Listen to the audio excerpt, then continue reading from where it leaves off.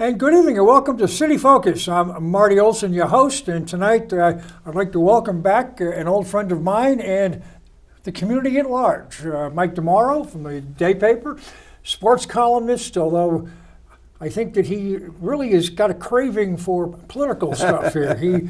He's moving into new territory. But Mike, I want to welcome you. It's great to be here, Marty. Good to be here. To the program. It's kind of funny. I have Mike McLaughlin on, and I like to talk sports with him, and he likes to talk politics with me. Yeah. So I think we're all getting like that now. Yeah. So, in any event, welcome to the program. Before we get into our conversation with Mike, I do have a couple of public service announcements I'd like to make.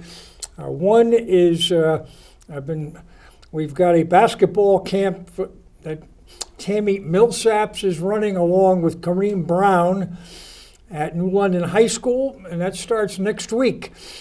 The 8th through the 11th. It runs from 9 a.m. to 1 p.m. There is a $90 fee associated, and payment can be made to Venmo at NL Basketball.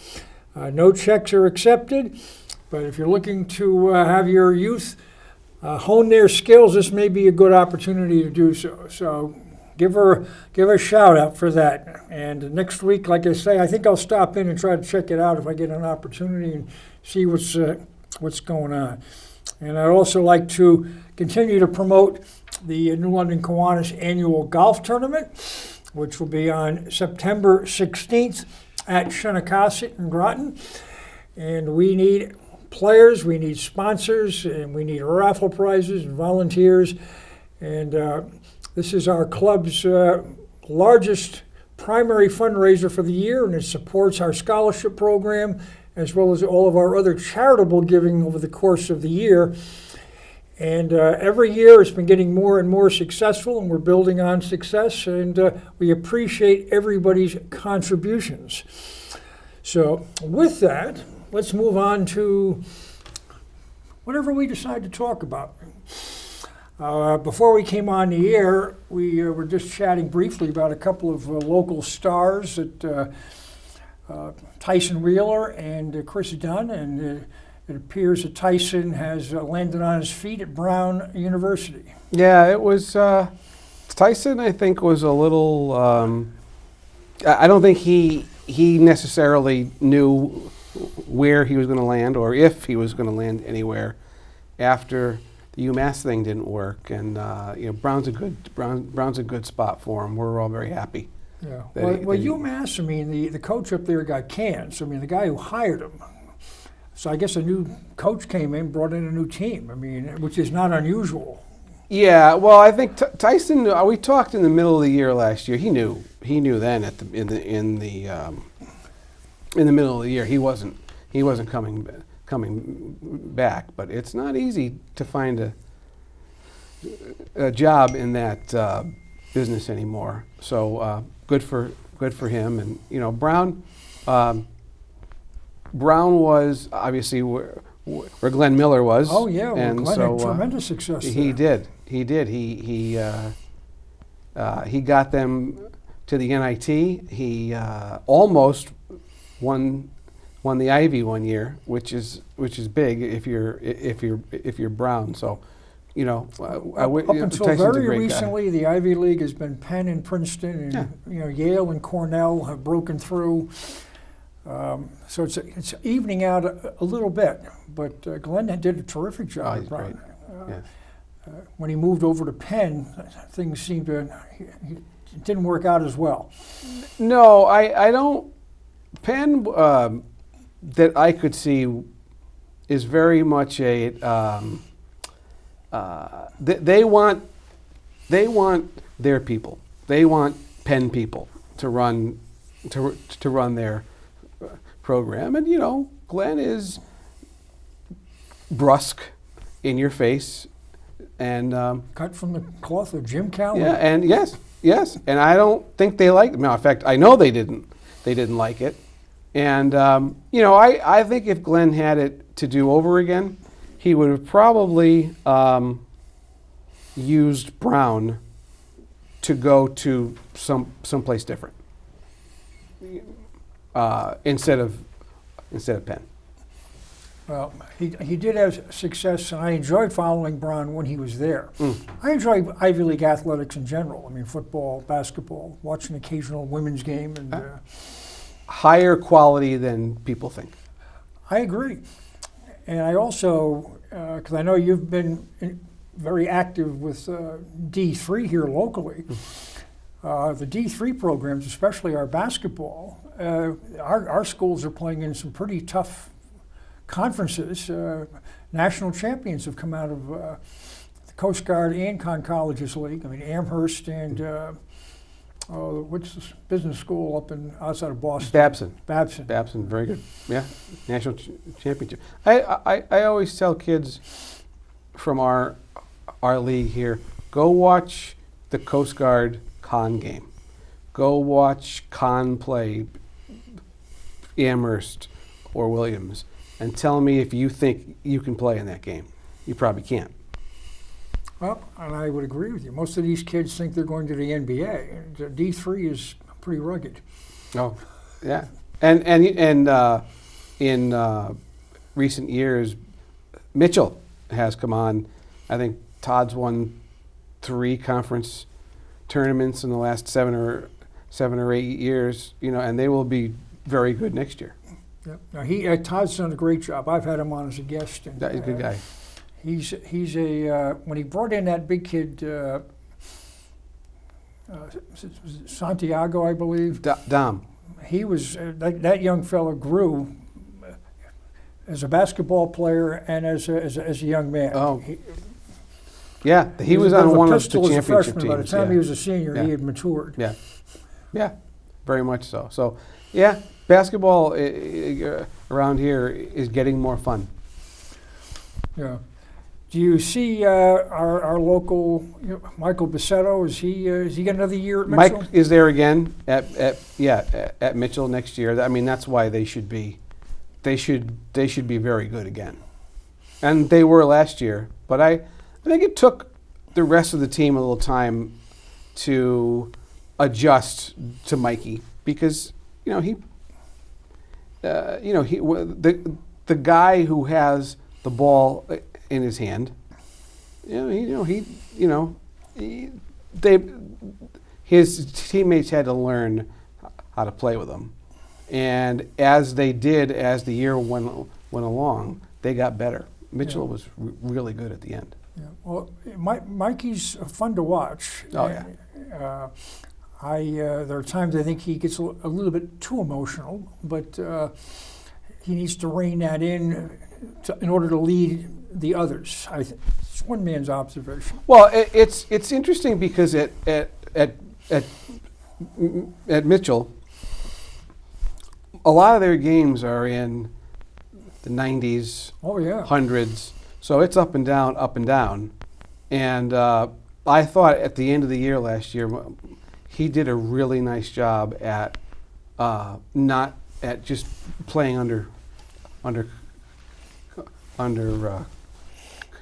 control. Yeah. What is your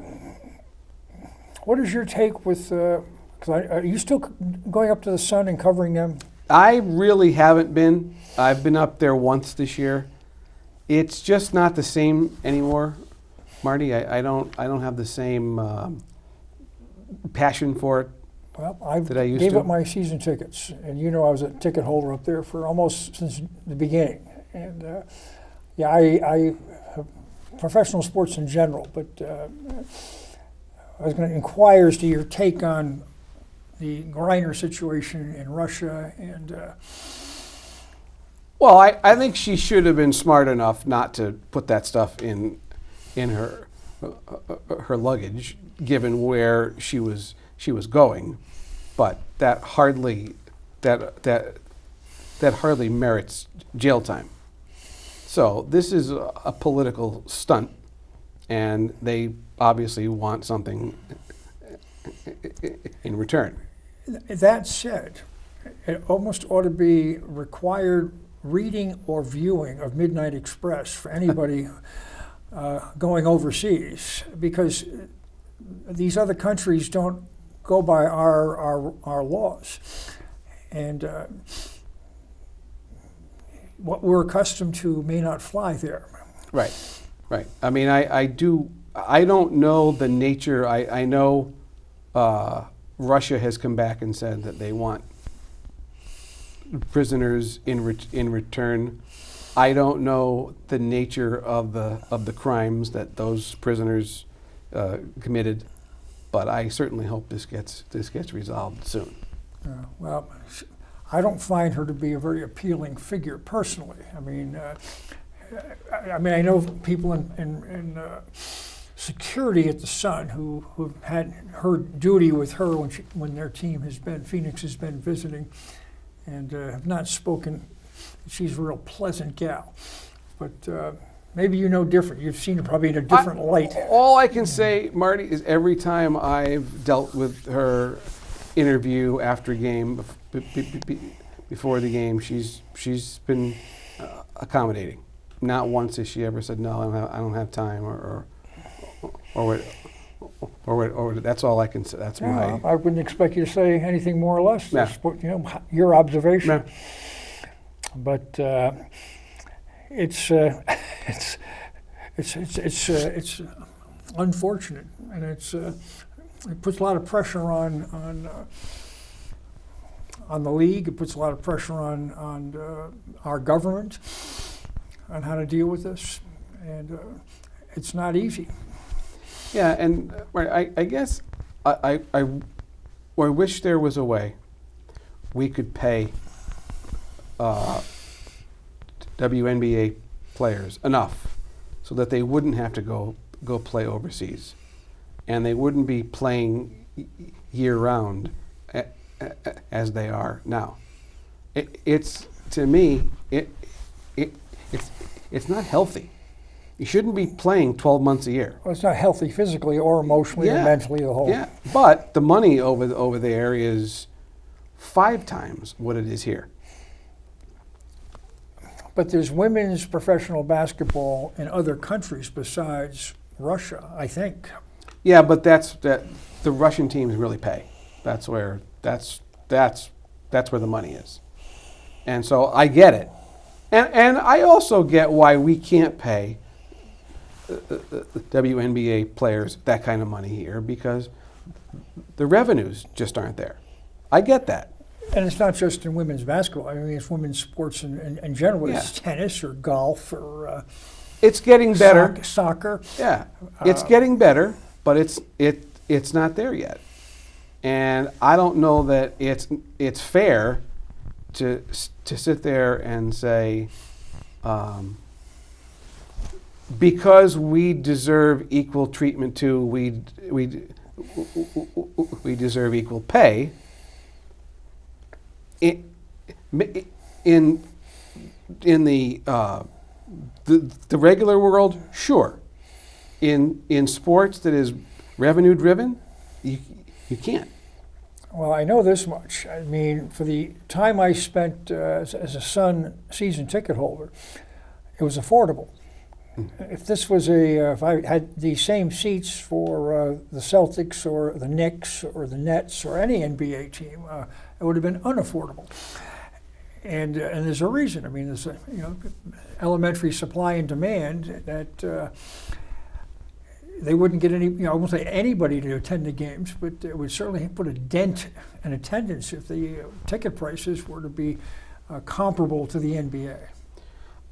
No, absolutely. Although I was in a store the other day, and I ran into a season ticket holder who's been there from day one, and she has nice seats. I don't know if she's on the floor, but she's very close to the floor, and they're up to next year. They'll be $80 a game. That's steep. That's steep. And she said, I'm not going back. It's too much. To those seats or to the venue period? Well, I think those are the seats she wants, and since she can't get them at the price she wants, she probably just won't go back. Yeah, well, I mean, that's a juggling act. I mean,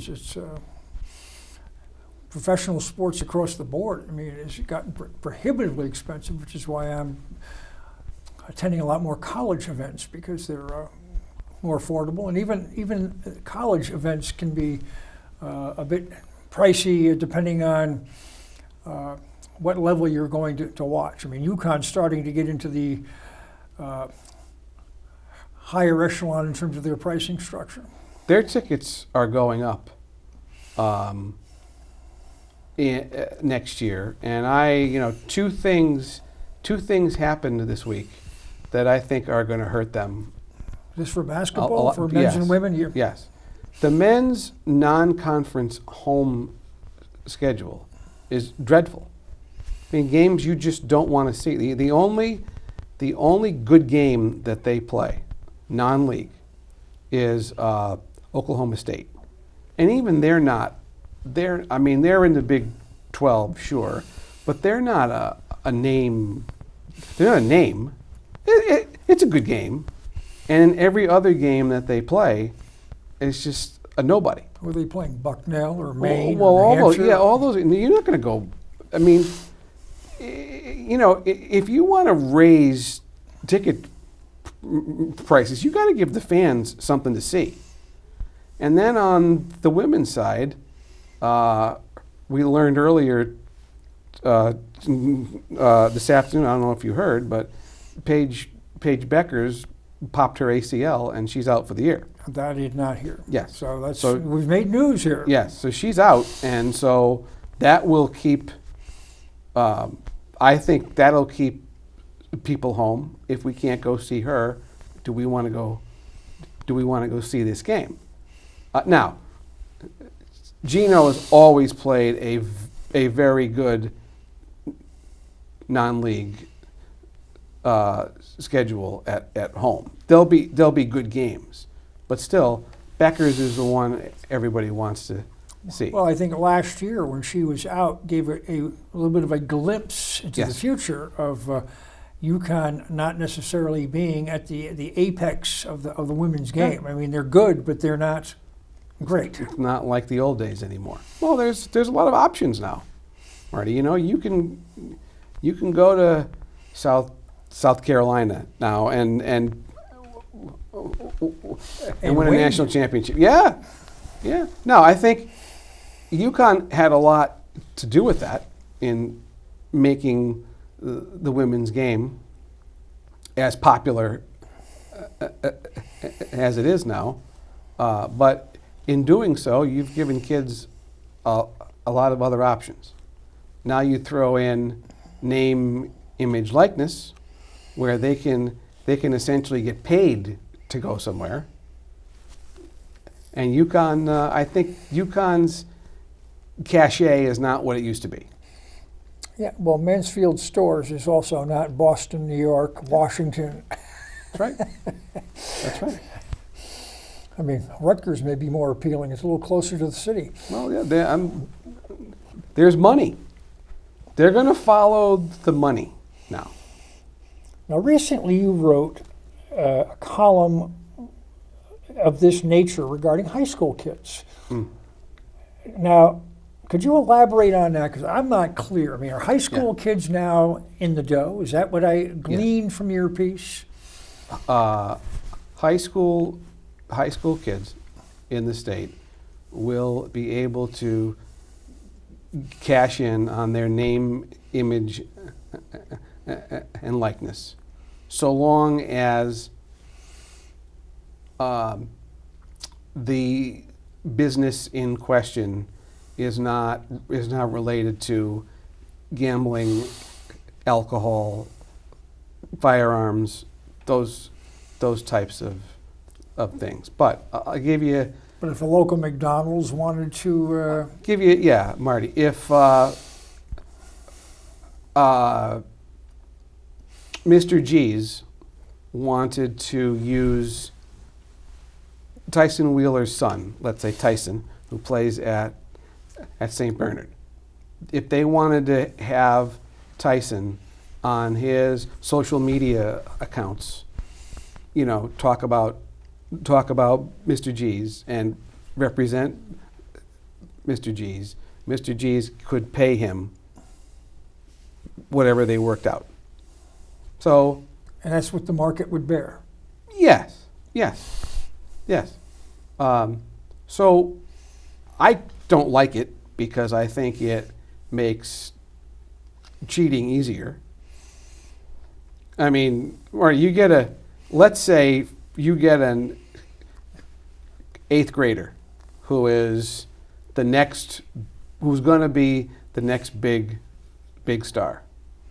You can have any number of businesses in any number of towns approach this kid and say, if you go to this school, we will pay you X. And then a business in another town. Well, if you go to this school, we'll pay you Y. It's a bidding war, and they're going to let it happen. Well, you know, I can't say that I'm doing cartwheels. Not that I ever have. Yeah. I mean, I'm from the old school where you grew up in my case, New London, and you played for the Whalers and green and gold and the old, the hometown team, and took pride in that, and took pride in your school and the community, and also had more community support than what you see today. Yeah, but Artie, and if you're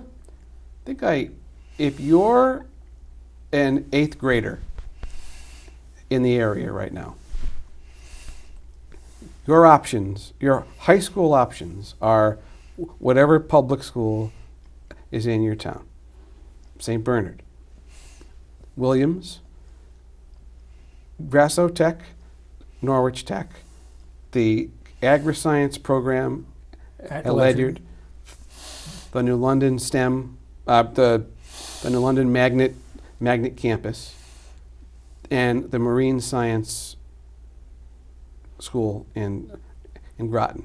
You have 8 choices for high school now.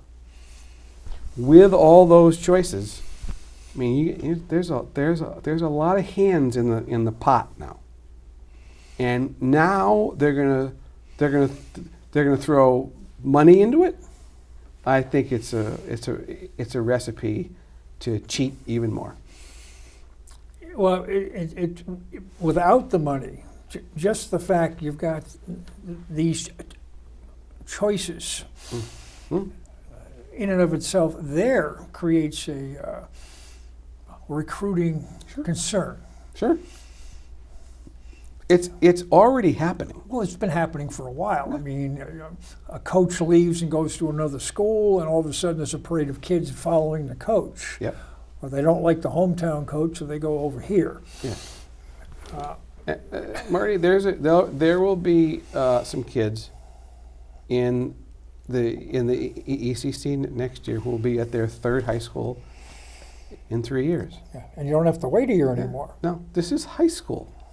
I mean, I understand that as a society now, the grass is always greener. I get that.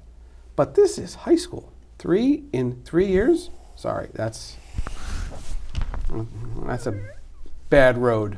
Now, this is just at high school, but freshmen qualify for this. Anybody. But does it go down into the middle school, junior high level as well, or no? And what's to stop it?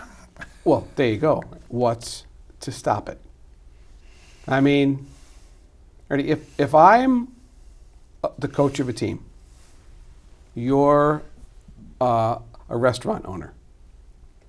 I approach you and I said, and I say, Marty, I need this kid. I need you to pay him NIL money. In return, I will give you my postseason banquet.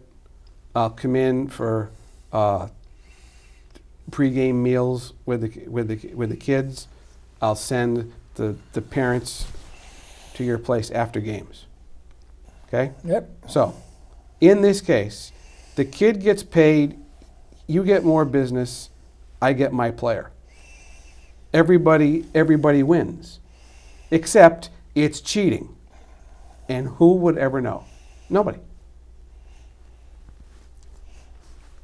That's what they're what going to we're let looking at. happen. So that's what they're going to let happen.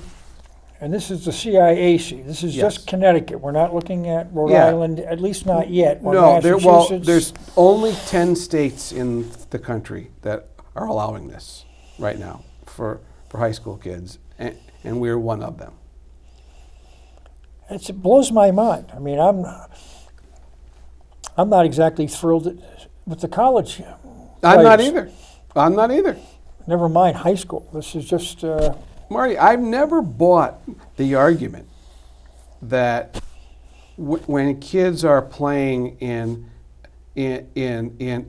college and making all this money for their school, that they get nothing back. I don't buy that. What, a free education? It's They worth get a couple free hundred- education. It's worth $200,000. Yeah, I'm sorry. I Housing, food. you know, and when I say that, I often hear, come on, we know they're not there to go to school. Well, whose fault is that? Not mine. But don't tell me that a free education is worth nothing. Sorry, I'm not buying that. Well, I think a lot of parents would like to see their kids getting a free ride if they were able to. Sure. It's pretty scary stuff. It's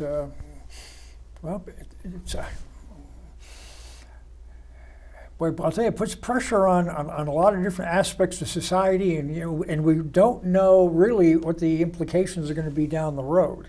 No. What kind of an impact it's going to have in terms of almost anything. One thing that I would like the NCAA to do, at least this, is put a cap on each school's NIL money. A place like Texas A&M is just putting thousands and thousands of dollars into this pool right now. That's why there was that feud last month between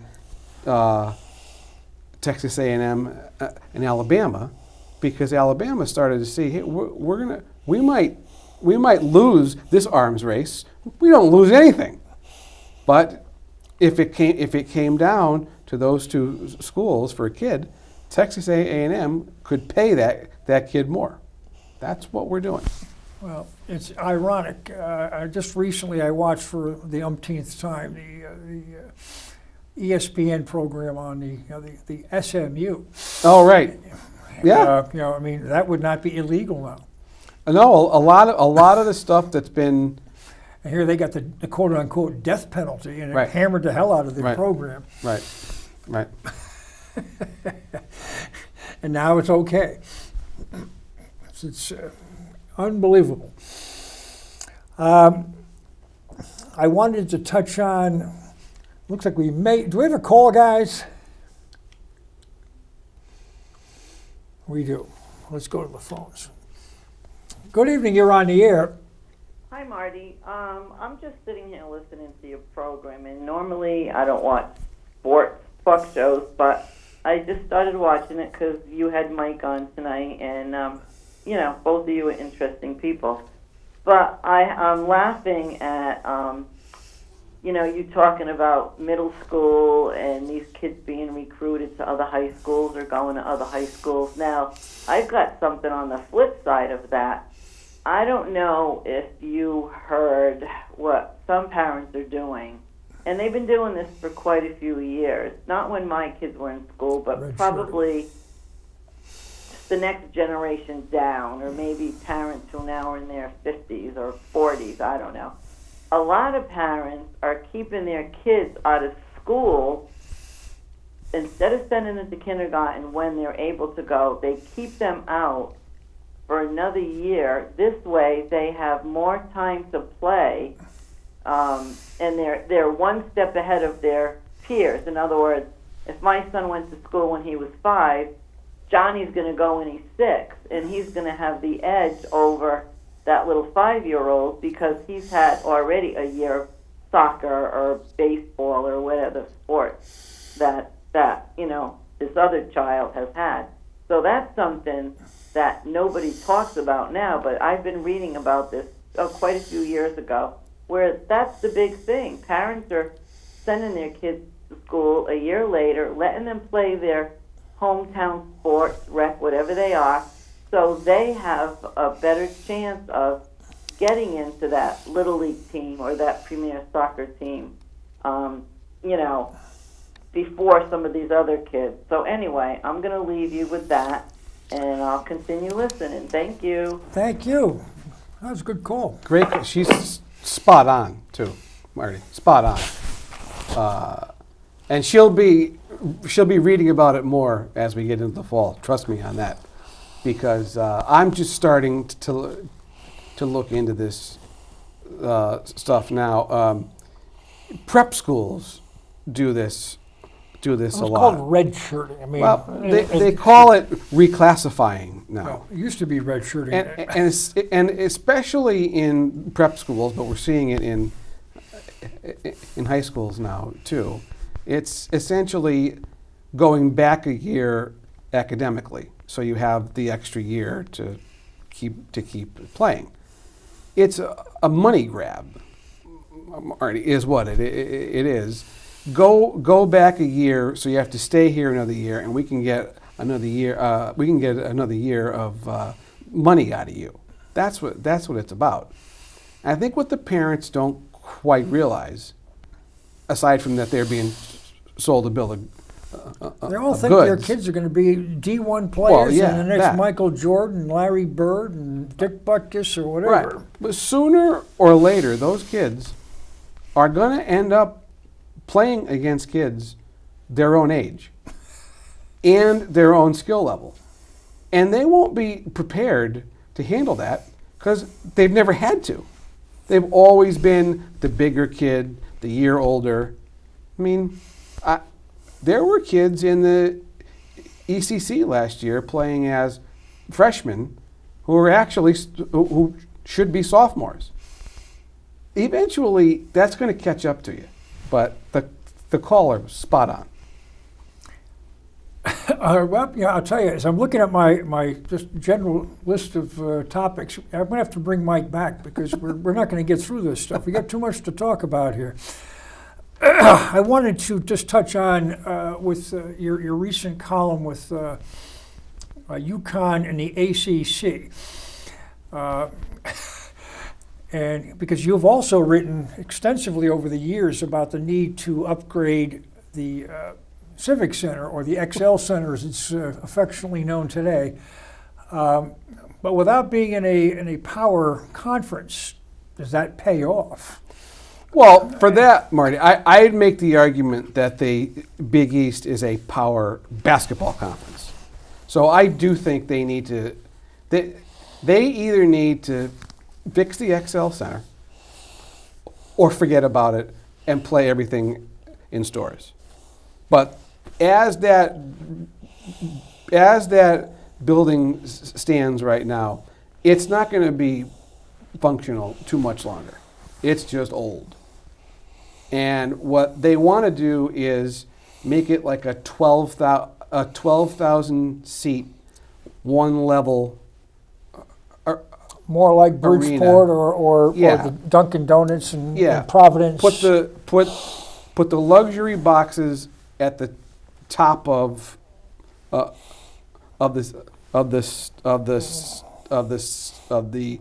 stands. Dig the court in so that everything is a great seat, basically, and make it. There's 16,000 seats there now. Bring it down to about 12. All the bells and whistles. I think that you'd have a Dunkin' Donuts center sized arena now, which is perfect. And they scaled it down from $250 million to $100 million. They just can't seem to get anything going. And that building is. But can they do it with just basketball? I mean, football's an anchor. Well, they're going to have to. They're going to have to. Football is not going to work there. It's just not. It's just not. I mean, Well, I would invite anybody to go look at their schedule this year and tell me how many of those games you really want to. You really want to watch. You know, it's just not going to work. And I may go to the BC game only because a friend of mine who lives up in Rentham, he likes BC. So well, maybe- that's a good game. You know, and I'm not. I want to say Syracuse. You're not is here biased too. there, are you? No, I'm very biased. But most of the homes' schedule's not very interesting. I mean, their opening game of the year is at Utah State. I mean, who's going to watch that? Not me. Right. So anyway, if it were me, I've never said this before, but after the latest round of expansion, I think the more prudent route for them right now is get rid of football and add men's lacrosse. I think it would be a much smarter and cheaper way to go about things, and you'd still use Rensselaer as your home field. Oh. So it's going to get Lacrosse used. is growing. I mean, It is growing. and it's Yale was a national champion. Yale, the 2 or national 3 years champion. ago. Rensselaer has been the host to the Final Four 2 years in a row now. Crowds 20, 30,000. I think it's a smarter, cheaper route for the university to go. A step back to the XL Center. Do you see the hockey program staying there with Hockey East? Aren't they building something on campus? I don't know how big it's going to Yeah, be. it's not all that much bigger than the old one. I want to say like 3,000 seats. That's not big enough for Hockey East. If I would check this, but I believe Hockey East has made an exemption for UCONN to at least play some games in the new building. Non-conference, I think. I think maybe some Hockey East games too. I think I think I read that. I don't know for sure. It's ironic because UConn has drawn well at Yes. the XL meeting. Yeah. It's kind of like Connecticut misses the Whalers. Yes. And they're picking UConn it up. hockey's fun to watch. Oh, I love it. Yeah. But I do believe they're going to get a chance to play some Hockey East games in the new building. And I'll say this, Marty. The program took a big step for me when Kavanaugh, the coach, Mike stayed.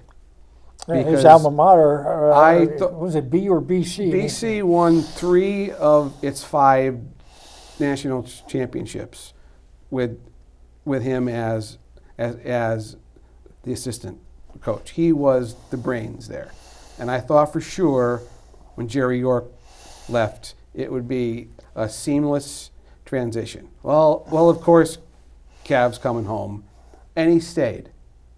And that tells me he knows he's building something here. Well, he also got to the Garden this past year. Yes. He's I don't know if you've ever met him, but he's a great guy, and he's a terrific coach. I'll let you be the guy who introduces me to him. I certainly will. Yeah, you'll like him. Really good guy. I love college hockey. I do too. I enjoy that a lot. It's a lot of fun. I enjoy going down to Yale and Ingles Rink and UConn, Brown, PC, just good stuff. Yeah, fun to watch. One thing I know that has caught my attention, and yours too, and we agree on, moving in more into the political realm, is good. in New London. New London's not political. Is that is there a need for perhaps more of a police presence in the central business district that might assist in changing the impression of our downtown and help to fill some of the vacancies in our downtown storefronts, of which there's an abundance of? Well, Marty, one look at Sailfest that this year had an increased law enforcement presence. No issues at all. Smooth smooth all 3 days. I thought the New London Police Department did yeoman work because it had been a hard week for them. Well, the week leading before up to it we had a with a lot of homicide violence. up on Yes. and these dirt bikes and stuff. Yes. Is, So, right, I have a friend who works for one of the local liquor distributors, and he has many of the accounts in the downtown area, and so he knows exactly what they're selling. You know, when, how, all that, and he said, "Look, businesses open and close down there, open and like a revolving door. because it's the same number of people who go down there. There's never a new influx because the people out in the burbs who have a little money do not want to come down. They don't feel safe. And I believe the cheapest and most effective deterrent to crime and general behavior that would scare people are police officers walking up and down Bank and up and down State. To me, it's obvious. But we have a city council that is hostile toward the police. And in every conversation that I have with officials downtown, they're trying to apply a negative national narrative about the police to here. I will never defend what some police officers across the country have done, but they're not doing it here. And spare me the sob stories now when businesses open and close and open and close. Until people who have some money to spend feel safe down there, they're not coming. That's a fact. That's a fact. You know, I mean, the year I served as mayor, which was the last year before we changed our government, we had 95 cops. Mm-hmm. And now we're into the low 60s. Yes. That started with Finenzio, and it's never recovered. No. We do have a call. Good evening, you're on the air. Hello, Marty. Doing good. This is Dennis. I believe Mike is on with you? Yes. Okay. I know you're a sports guy, Mike. I don't have the slightest knowledge of sports, so I'm going to stick Some with would say what I you've been don't talking either. about with the city. Do you remember when Chief Ackley was chief of police in New London, and at that time you would see cops walking the beat, you would see them on bicycles and maybe even a motorcycle. And do you know how many cops we had at that time, or maybe you know, Marty? Well, when Ackley was hired, we had 95 cops, and she transitioned from the city manager to Daryl Finenzio. And during her tenure, during the back end, it was the beginning of the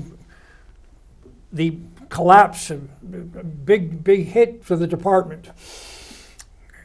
And we've had two councils, and we've now had two councils in a row, as Mike points out, and I agree with, have been openly hostile to the police department, looking for, to cut it. I mean, they tried to remove an ordinance that would try to, in regards to staffing, and these send messages to people that we're not supporting the men and women in blue.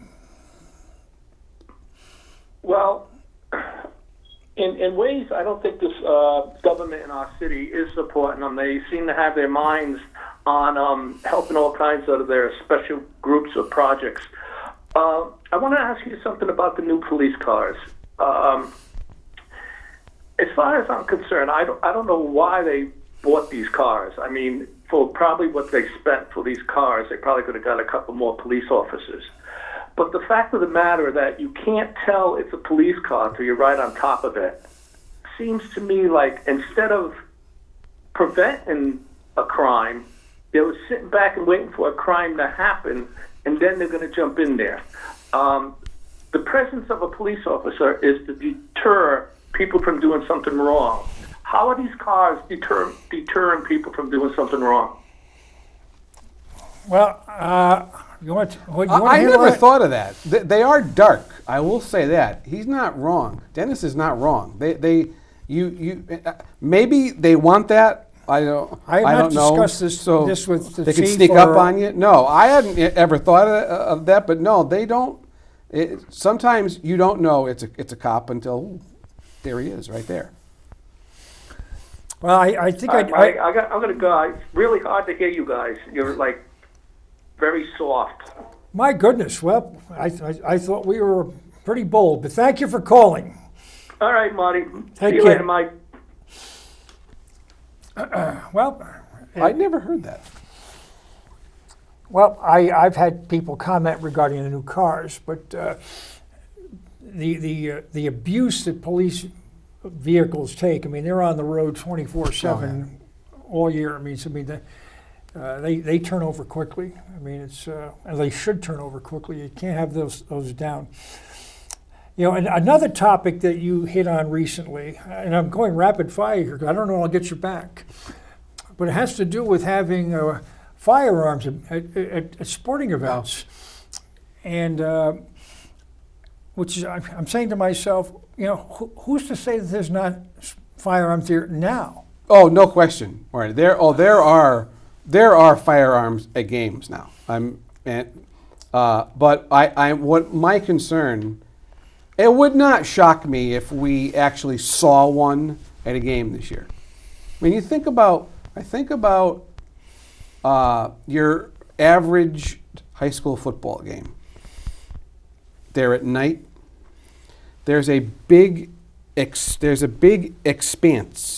People are in bleachers on both sides, standing along the fence. At New London, you got In them some in cases, Bates they're Woods. up at That's not a good place. they're up at Bates Woods. You think about it, Mark, and it's cold, so you're wearing a heavy coat. Nobody's being checked. What would stop someone from having a gun in a big heavy coat and opening fire? And with society now as it is, emboldened to do anything, it wouldn't shock me if we saw that this year. Well, I have been patted down once at a high school football game, and that was a handful of years ago. Juan Roman was still coaching New London, and it was down in New Haven. They were playing Wilbur-Cross, and there was a police officer at the gate, and you got patted down before going in. That was the first down in New Haven. So I don't know if that's an ongoing, a regular. No, has well, been Marty, for, I can tell you. but never at New London, anywhere in our region. No, but well, about 3 years ago, the Thanksgiving Day game between NFA and New London got moved to a Wednesday afternoon because they feared Of problems. some problems. And I covered the game, and I went through a metal detector. That was the first time. Yep. No. Yep. But if you go to a basketball game in New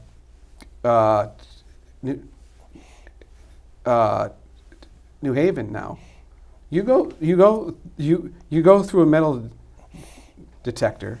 They pat you down At the Floyd Little at the Arena. Floyd Little, beautiful place. It is. And there's 100 cops in there. It's the safest place in America.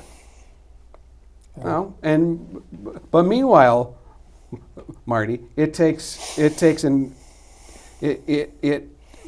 can't get one cop here at New a London game. That is, to me, is unconscionable. Yeah. Finally, at the end, They had them last year. But it took Board of Ed permission. I think about how absurd that is.